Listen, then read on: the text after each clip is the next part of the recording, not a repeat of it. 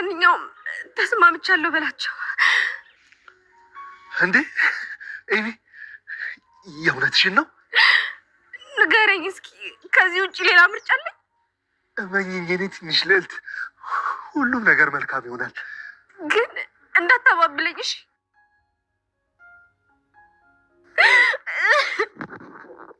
ወይዘሮ ዝናሽ የቀጠረችው ዘሪሁንም በስተመጨረሻ ሁሉንም ነገር ተናግሯል ማለት ነው። ጓደኛው ምትኩን በጣም ፈርቶ እንደነበረና እንዲሁም ደግሞ የሆነ ቃል አመጣ ነው ብሎ ትቶት እንደሄደ እንዲሁም እሱ በሰዓቱ በጣም ፈርቶና ደንግጦ ስለነበረ ጥሎ እንደሄደ ነበረ ሲናገር የነበረው።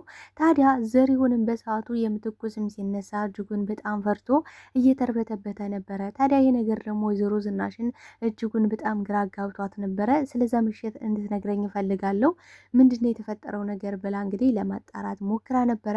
ከዚህ ጀርባ ያለው ማን ነው፣ ወንጀሉን የፈጸመው የማን ነው የሚለው ነገር እጅጉን በጣም አሳስቧታል። ዘሪሁን እንደተናገረው ከሆነ እንግዲህ አቶ ሰንበታ ይህን ወንጀል እንደፈጸመው የሚያሳይ ሆኗል ማለት ነው። አቶ ሰንበታን በበኩሉ እነዛ ሰዎች መቀጣት አለባቸው፣ እስከዛሬም የተደበቁኝ እነሱ ቅጣታቸውን እንዲቀበሉ ስለፈለግኩ ነው፣ ምክንያቱም ደግሞ እኔ እንድሞት ፈርደውብኝ እኔንም ለመቅበር ተዘጋጅተው ነበረ በማለት ለዳግም ተናግሮ ነበር። ዳግም ግን በጣም አምርሯል። ምክንያቱም ራሴን ከጸጸት ማዳን አልቻልኩም፣ ለአንተ ስል ቤተሰቦችን አሳልፌ ሰጥቻለሁ በማለት እንግዲህ በቁጭትና እንዲሁም ደግሞ ራሱን እየወቀሰ ነው የሚገኘው። በመጨረሻም ኤሚ ለመታከምም ተስማምታለች፣ ልጇንም ለማስወረድ እንግዲህ ተስማምታለች ማለት ነው። እጅግ ይሄ በጣም ደስ የሚያሰኝ ነገር ነው። አቶ ለይኩን በበኩሉ እንግዲህ እስር ቤት ሄዳ በምጠይቅበት ሰዓት ሁለተኛ እንዳትመጭ አልፈልግም፣ ላይሽም አልፈልግም፣ ምክንያቱም ከዚህ ነጻ ትወጣለህ ብባል እንኳን ከዚህ መውጣት አልፈልግም፣ ምክንያቱም ወጥቼ አንቺን ስቃይና መከራ ማየት አልፈልግም ብሏት ነበረ። ይህም ደግሞ የአባቷን ስቃይና መከራ ማየት የማትፈልገው ኤሚ በልጇ ላይ እንግዲህ ጨክናለች በስተመጨረሻ ማለት ነው። ታዲያ ማን ሊሰጣት ይችላል የሚለው ነገር እንግዲህ የአምራን ተመሳሳይ እንደሆነ አምራን ስትሰማ ያ ቤተሰብ ተመልሶ ከኔ እጅ ወደቀ በማለት እጅጉን በጣም ደስ ብሏታል። በሌላ በኩል የቋመጥኩለትን ገንዘብ በአንድም በሌላ መልኩ አገኘሁት በማለት የኤሚን ግማሽ አክሲዮን ከሰጡኝ ለኤሚ ለመስጠት ዝግጁ ነኝ ብላለች ማለት ነው። ታዲያ በዚህ ጉዳይ ላይ ምን ተፈጠረ የሚለው ነገር የምናይ ይሆናል ማለት ነው። ቀጣይስ ምን ሊፈጠር ይችላል የሚለውን ነገር የምናወራ ይሆናል። ሰላም ጤና ይስጥልኝ ውድና የተከበራችሁ የቻናሌ ቤተሰቦች፣ ተወዳጁን ድራማ ኑሐሚን ቀጣይ ክፍል ወደ እናንተ ይዤላችሁ መጥቻለሁ። በዚህ ክፍል ላይ ብዙ ነገሮች ተፈጥረዋል። ቀጣይስ ምን ሊፈጠር ይችላል የሚለውን ነገር የምናወራ ይሆናል። ለተወዳጆች ቪዲዮውን ስትጀምሩ ላይክ እንድታረጉና እስከ ቪዲዮ ፍጻሜ አብራችሁ እንድትቆዩ በአክብሮት እየጋበዝኳችሁ፣ በስተ መጨረሻም ኤሚ ስለተስማማሽና እንዲሁም ደግሞ የእናትና አባቷን ትዕዛዝ ስላከበረች እጅጉን በጣም ደስ ብሎኛል።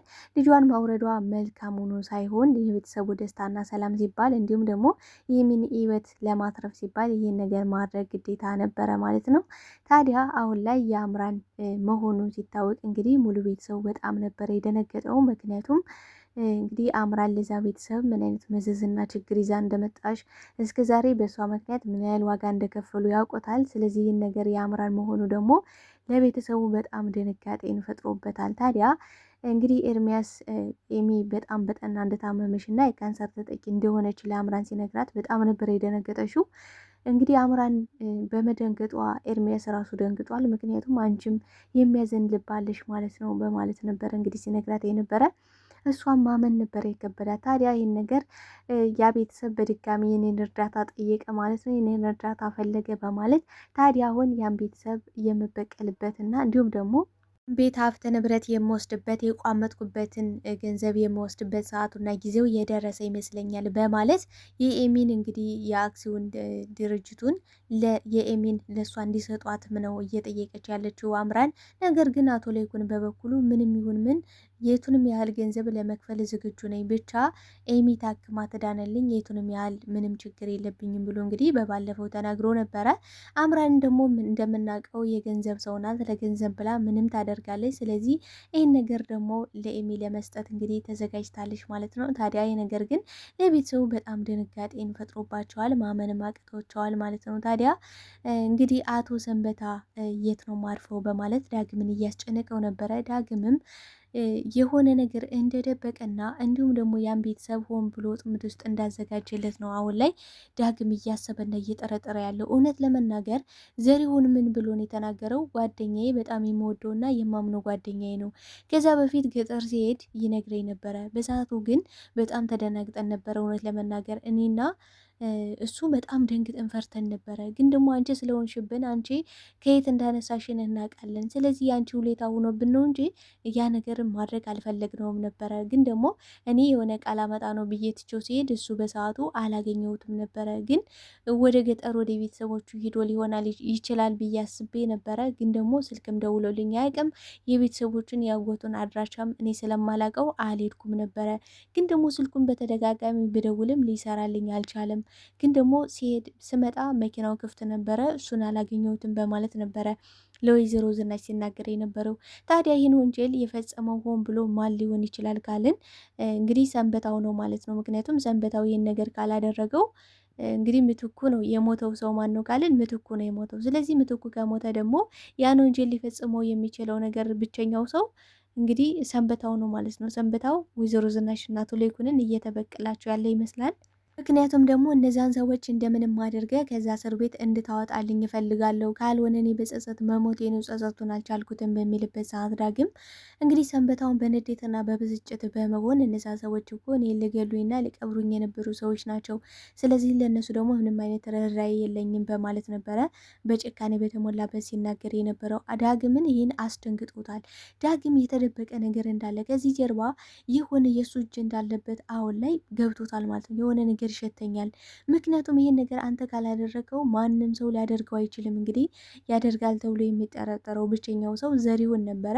ዘሪሁን ደግሞ እንደሚናገረው ከሆነ እንግዲህ እያስታወሰ መኪናው ተከፍቶ እንዳገኘ እሱም ደግሞ በጣም ፈርቶና ደንግጦ እንደነበረ እሱም ጥሎ እንደሄደ ነበረ ሲናገር የነበረው። ግን ደግሞ ጓደኛው ከዛ በፊት ከጓደኛው ጋር ተለያይተው እንደማያውቁ እንዲሁም ደግሞ ሊሄድም ከሆነ ወደ ክፍለ ሀገር ነግሮት እንደሚሄድ ነበረ ሲናገር የነበረው። ነገር ግን አንድ በጣም የሚያጠራጥረና ከባድ የሆነበት ነገር ምንድን ነው? ናሆም ሄዶ ዘሪሁንን በሚጠይቅበት ሰዓት ምትኩ የት ነው በሚለው ሰዓት በጣም ነበር የደነገጠው። በጣም ነው የተርበተበተው። ማለት እንዴት ነው የደነገጥከው? ምን አስደነገጠ ብሎት ነበረ። ግን ደግሞ ከዚህ ጋር አንድ ማወቅ ያለብን ነገር ወይዘሮ ዝናሽ እነዚህን ሰዎች ስትረዳቸውና ስትደግፋቸው በችግራቸው ሰዓት ስትደርስላቸው የነበረ ሰዎች ናቸው። ግን ደግሞ ሁለቱም በጣም ገንዘብ ወዳድ እንደሆኑ ያስታውቃል። ማለት ምትኩና እንዲሁም ደግሞ ዘሪሁን። ታዲያ ምንድን ነው ያለው በሰዓቱ? ለምትኩ ጠቀም ያለ ገንዘብ ሰጥታው ነበረ፣ በዛም ደግሞ ስራ ሊጀምርበት ነበረ ነው ሲል የነበረው። በዚህ ቅናት መንፈስና በዚህ ደግሞ ተነሳስቶ እየገደለው ይመስላል ዘሪሁን። ሁኔታውና ድንጋጤው እንደገና ደግሞ እና አሁን በሚጠይቀው ሰዓት በጣም ፈርሶ እየተንቀጠቀጠ ነበረ እና ፖሊስ ነው ወይ ብሎ እየጠየቀ ነበረ። እንግዲህ ወይዘሮ ዝናሽን የት ነው የምትተዋወቁ ብሎ ሲጠይቀው በጣም ነበር የደነገጠው። ስለዚህ ያን ነገር እንግዲህ ጓደኛውን ምትኩን ገሎት ካልሆነ ከዛ ጠቅልሎ አስቀምጦት ካልሆነ ያን ያህል ሊደነግጥ ይችላል ብዬ አላስብም። ያን ያህል የሚያስደነግጠው ነገር የለም። በእርግጥ ሰንበታ አሁን ላይ ያለው ምንድን ነው? እኔ ምንም የማውቀው ታሪክ የለም። ግን ደግሞ እኔ የማውቀው አንድ እውነት እነሱ ሊገሉኝ እንደነበረ ነው። እንዲያውም ደግሞ የአንድ የባህል ሐኪም ባላገኝ ኑሮ እስከ ዛሬ ድረስ ሙቼ ነበረ።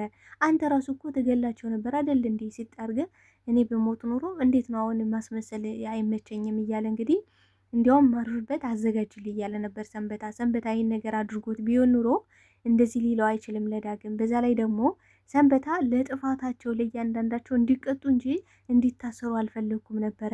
እስኪ ለዚህ ቅጣታቸው ግን እንዲቀጡ ስለፈለኩ ነበር ራሴን ሰውሬ ነበረ። እና ደግሞ አንተ በምታለቅስበት በምትሄድበት ሁሉ አብሬ ካለው ማለት ሲከታተለው ነበረ። በባለፈውም እንግዲህ የሰራሁት ቪዲዮ ነበረ ካያችሁት የዳግም ሁኔታና የዳግም ያለበትን ሁኔታ እየተከታተለ ሰንበታው ያይ ነበረ፣ ይከታተሉ ነበረ ሁኔታውን እያልኳችሁ ነበረ እና እሱም ራሱ የተናገረው ይህንኑ ነው ማለት ነው። ስለዚህ አሁን ላይ ሊፈጠር የሚችለው ነገር በጣም ከባድ ነው። እንግዲህ ምትኩን ለማግኘት አንድና አንድ የሚያስፈልገው ዘሪሁንና እንዲሁም ደግሞ ሰንበታው ብቻ ናቸው ማለት ነው። እንግዲህ ለፖሊስ እነዚህ ሁለታቸውም ሁሉን ነገር መናገር አለባቸው ብዬ ነው ማስበው። ታዲያ ዘሪሁን ለፖሊስ ሁሉንም ለመናገር ፈቃደኛ እንደሆነና ለዝናሽ ሲል ምንም እንደሚያደርግ ለእሷ ሲል መታሰርም ካለበት መታሰር እንደሚፈልግም ጭምር ነው ሲናገር የነበረው። ታዲያ ዝናሽም በሰዓቱ የተፈጠረውን እያንዳንዱ ነገር ለፖሊሶች እንድትናገርልኝ እፈልጋለሁ። ይህን ካደረግክልኝ ደግሞ ለእኔ ትልቅ ውለታ እንደዋልክልኝ አየዋለሁ ብላለች። እንግዲህ ሰንበታው ተመልሶ ወደ እስር ቤት የሚገባ ይሆናል ብዬ ነው ማስበው። አሁን ነጻ ወጥቶ ነበረ፣ ግን ደግሞ መመለሱ የማይቀር ጉዳይ ነው። ምክንያቱም ዘሪውን ከተናገረው ነገር ጋር እንግዲህ ዋና ተጠርጣሪው ማን ነው ካልን ሰንበታው ነው ማለት ነው። ሰንበታው በዚህ ተጠያቂ ነው የሚሆነው። በኤሚ ጉዳይ እንግዲህ የአምራን እንደተገኘ ወይዘሮ ዝናሽና አቶ ሌኩን ሲሰሙ ምን ይሰማቸዋል? ሀሳብ አስተያየታችሁን አስቀምጡልኝ። እውነት ይህን ወንጀል የፈጸመው እና በወይዘሮ ዝናሽና በአቶ ሌኩን አሁን ላይ እየተጫወተባቸው ያለ ሰው ማን ይመስላችኋል? ተወዳጆች እስኪ ሀሳብ አስተያየታችሁን በኮሜንት ሴክሽን ላይ አስቀምጡልኝ። አብራችሁኝ ስለነበራችሁ ስለነበረን ቆይታ አመሰግናለሁ በጣም። ታዲያ ተወዳጆች የቪዲዮን ከወደዳችሁት ላይክ፣ ሼር በማድረግ ቤተሰብ ያልሆናችሁ ቤተሰብ እንድትሆኑ በአክብሮት ጠይቃችኋለሁ። በቀጣይ ፓርት እስክንገናኝ መልካም ጊዜ፣ መልካም ቆይታ። ባይ ባይ። ወዳችኋለሁ ተወዳጆቼ።